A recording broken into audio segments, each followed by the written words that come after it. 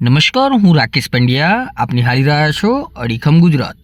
બનાસકાંઠા જિલ્લાનું મસાલી ગામ દેશનું પ્રથમ સરહદીય સોલાર વિલેજ બન્યું છે. 800ની વસ્તી ધરાવતું મસાલી ગામ પાકિસ્તાન બોર્ડરથી 40 કિલોમીટરના અંતરે આવેલું છે. કેન્દ્ર અને રાજ્ય સરકાર દ્વારા પીએમ સૂર્યઘર મફત વીજળી યોજના અંતર્ગત મસાલી ગામના કુલ 119 ઘર પર સોલાર રૂફટોપ લગાવવામાં આવ્યા છે.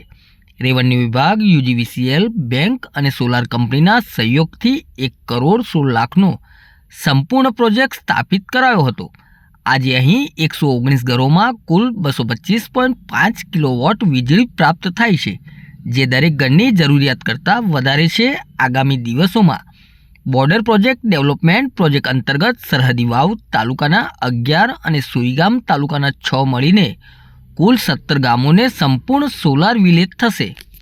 અમારા ગામને જે તમામ સોલાર ફિટ થઈ ગયા છે અત્યારે, અને જે પરિસ્થિતિ હતી અત્યારે બધાના ટોટલના ખાતામાં પૈસા જમા થશે, એ બદલ ખરેખર ધન્યવાદ દેવરાય.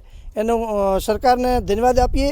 આવા નાના ગામમાં નજર પહોંચી અને આખું ગામ 119 કનેક્શન યુજીવીસીએલને જે કનેક્શન છે બધામાં સોલારથી સજ્જ કરવામાં આવ્યું છે.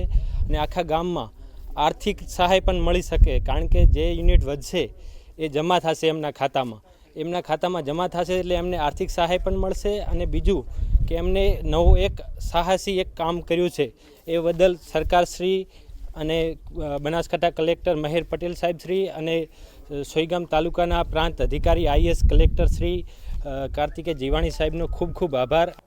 આગામી સમયમાં બોર્ડર પાસેના જે તમામ 17 જેટલા ગામો છે, આ તમામ ગામોને પીએમ સૂર્યઘર યોજના અંતર્ગત આવરી લઈ અને તમામ બોર્ડર પાસેના ગામોમાં પીએમ સૂર્યઘર યોજના અંતર્ગત 100% સમાવેશ કરવા માટેનો ટાર્ગેટ રાખવામાં આવેલો છે.